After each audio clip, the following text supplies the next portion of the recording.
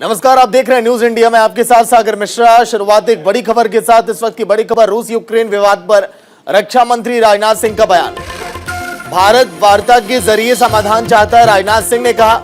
देश के रक्षा मंत्री रूस और अमेरिका बातचीत से समाधान निकालेंगे। राजनाथ सिंह ने कहा, भारत अंतर्राष्ट्रीय शांति बनाए रखने के पक्ष में है, क्योंकि अगर रूस और यूक्रेन के बीच लड़ाई हुई तो पूरे विश्व को इसका नुकसान होगा। देखिए, जो यूक्रेन का मामला है, भारत यही चाहता है कि किसी तरीके से शांति स्थापित हो और बातचीत के द्वारा इसका समाधान निकाला जाए, यह भारत चाहता है। और अभी जो सूचना प्राप्त हुई है उसमें अमेरिका के राष्ट्रपति मिस्टर बाइडेन ने यह कहा है कि हम रूस के प्रेसिडेंट पुतिन से बातचीत करने को तैयार हैं। यदि दोनों लोगों की बातचीत होगी तो मैं तो आश्वस्त हूं कि कोई न कोई समाधान निश्चित रूप से निकलेगा। भारत का जहां तक पक्ष है, भारत शांति चाहता है। भारत सदैव से विश्व शांति का पक्ष धर रहा है। तो चलिए सीधे चलेंगे चित्रकूट, जहां पर अखिलेश यादव संबोधित कर रहे हैं, दिखाते हैं। जिंदाबाद जिंदाबाद, देश भैया जिंदाबाद जिंदाबाद जिंदाबाद, हिंद मुलायम सिंह जिंदाबाद जिंदाबाद, अखिलेश यादव जिंदाबाद जिंदाबाद जिंदाबाद, अखिलेश यादव जिंदाबाद जिंदाबाद जिंदाबाद, राजीव यादव जिंदाबाद जिंदाबाद जिंदाबाद, समाजवादी पार्टी जिंदाबाद जिंदाबाद जिंदाबाद, अखिलेश यादव जिंदाबाद। तो यूपी के पूर्व मुख्यमंत्री अखिलेश यादव चित्रकूट में चुनावी जनसभा को अब से कुछ ही देर में संबोधित करेंगे। चौथे चरण का मतदान और उसी के लिए तैयारियां तो फिलहाल पार्टियों ने पूरी कर ली है। कल शाम को चौथे चरण का चुनावी शोर थम गया, लेकिन अब चरण दर चरण जैसे जैसे चुनाव की प्रक्रिया आगे बढ़ती चली जा रही है, सरगर्मियां वैसे ही बढ़ती चली जा रही हैं। क्योंकि सत्ता पक्ष हो या विपक्ष, सभी ये जानते हैं कि एक एक विधानसभा सीटें बेहद महत्वपूर्ण। 403 विधानसभा सीटों वाले यूपी में 202 वो बहुमत का जादुई आंकड़ा जो किसी भी पार्टी ने पा लिया तो वो अकेले दम पर सरकार अपनी बनाएगी प्रदेश में। ऐसे में अखिलेश यादव का ये कहना कि 300 से ज्यादा सीटें सपा लेकर आएगी, बीजेपी का भी यही कहना। चित्रकूट अखिलेश यादव अब से कुछ ही देर में संबोधित करेंगे। पिछली बार की अगर बात करें तो 52 सीटों पर बीजेपी ने जीत प्राप्त की थी, जहां पर चुनाव होने वाले हैं कल के दिन। लेकिन अब पांचवें चरण की तैयारियां, पीएम नरेंद्र मोदी, सीएम योगी आदित्यनाथ, सपा के तमाम स्टार प्रचारक, चाहे शिवपाल यादव भी क्यों ना हो, उन्हें भी अब उतार दिया गया कि आप भी अब वोटरों को लुभाइए, अपने पाले में करिए। चित्रकूट यादव बेल्ट, जाट बेल्ट, किसान बेल्ट, इन तमाम इलाकों में मतदान तो संपन्न हो चुके हैं, लेकिन अब चित्रकूट में चुनावी रैली अखिलेश यादव की। लेकिन चित्रकूट का सियासी समीकरण क्या कहता है और किस तरह से यहां पर वोटरों को लिभाने की कोशिश की जा रही है, यह भी हम आपको बताएंगे। क्योंकि चित्रकूट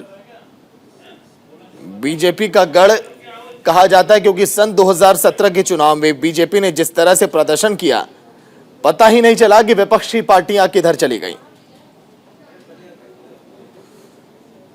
ऐसे में चित्रकूट का सियासी समीकरण किसके पक्ष में जाएगा, यह भी देखने वाली बात होगी। अखिलेश यादव अब से कुछ ही देर में संबोधित करेंगे वहां पर चुनावी रैली को, लेकिन बीजेपी को फिर बुलंदी पर पहुंचाएगा क्या? क्योंकि बुंदेलखंड चित्रकूट में 2017 में बीजेपी का कब्जा था। 2022 में क्या करने वाली हैं पार्टियां? 2017 के चुनाव में 40.85% केवल यहां पर वोटिंग हुई थी। ऐसे में मतदान के आंकड़े भी चित्रकूट में सन 2017 में बहुत कम थे। इस चुनाव में बीजेपी से चंद्रिका प्रसाद उपाध्याय, जो कि चुनावी मैदान में 26,000 वोटों से उन्होंने जीती थी। तो चलिए, प्रयागराज में अखिलेश यादव का बीजेपी पर बड़ा आरोप, बीजेपी के छोटे छोटे नेता। और चलिए अब सीधे चलेंगे चित्रकूट, जहां पर अखिलेश यादव संबोधित कर रहे हैं, सुनिए आप। कह रहे थे अभी झांसी में कि हमने नौजवानों को 1 करोड़ वो दे दिया है, ज्यादा 1 करोड़ स्मार्टफोन। बताओ हमें चित्रकूट के नौजवानों, ये जो नीली जीन्स पहने खड़े हो और हाथ में स्मार्टफोन है, क्या बाबा मुख्यमंत्री ने दिया आपको? और लैपटॉप दे रहे थे। बताओ लैपटॉप मिला किसी को कि नहीं मिला?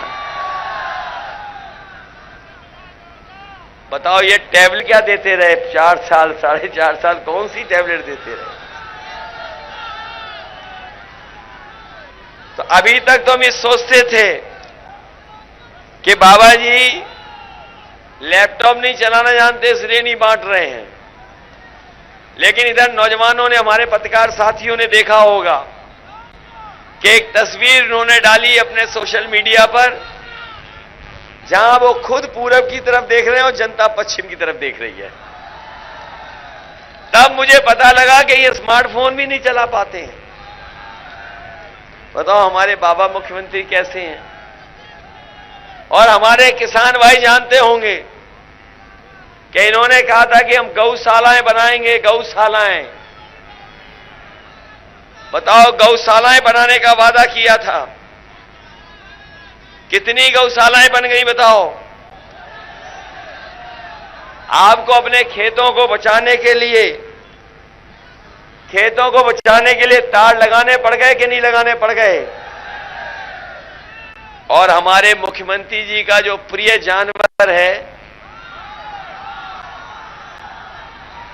जो हमारे मुख्यमंत्री जी का प्रिय जानवर है, तो बताओ वो टक्कर मार रहा है कि नहीं मार रहा है? कैसी सरकार है सोचो आप, कैसी सरकार है ये? इतनी तकलीफ परेशानी किसी सरकार ने जनता को नहीं दी होगी। याद करो वो समय जब लॉकडाउन लगा था, हमारे मजदूर भाई जो भी काम कर रहे थे दूसरे प्रदेशों में, वो बेचारे पैदल पैदल चल करके आए थे। इस सरकार को मदद करनी चाहिए थी।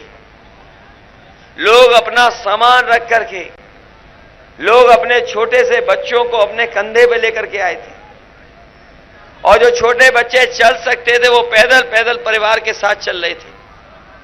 हमने, आपने, सबने देखा कितना भूखे प्यासे वो चल रहे थे। कई दिनों भूखे प्यासे चल चल करके अपने घर पहुंचे थे जाकर के। इस सरकार को जहां मदद करनी चाहिए थी, सरकार ने मदद नहीं की। तो 5वें चरण के रण के लिए अखिलेश यादव पहुंचे चित्रकूट, जहां पर उनका यह कहना कि बीजेपी के शासनकाल में प्रदेश का भला नहीं हो पाया, सपा को वोट डाल दीजिए और सपा को सिंहासन तक पहुंचाइए। तो चलिए सीधे चलेंगे प्रयागराज, जहां पर अमित शाह संबोधित कर रहे हैं जनसभा को। सुनिए आप।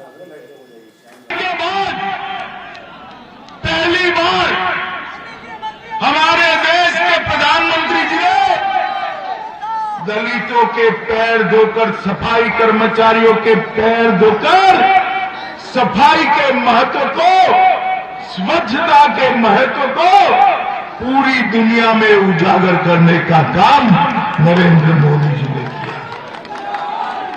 और श्रम शक्ति का ये सम्मान जो नरेंद्र मोदी जी ने किया, इसका संदेश न केवल भारत, पूरी दुनिया में गया था।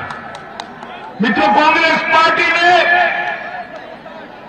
कई सालों तक देश पर राज किया। उन्होंने जगजीवन राम जी और बाबा साहब आंबेडकर का अपमान करने के अलावा कुछ नहीं किया। इतने साल हो गए बाबा साहब आंबेडकर जी को भारत रत्न नहीं मिला था।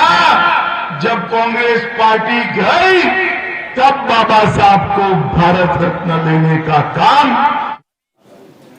तो प्रयागराज में अमित शाह का यह कहना कि बीजेपी वो पार्टी है जिसने सफाई के महत्व को दर्शाया, उनके पैरों को धोया और ये बताया, और ये पूरे विश्व में इस तस्वीरों को उजागर किया गया।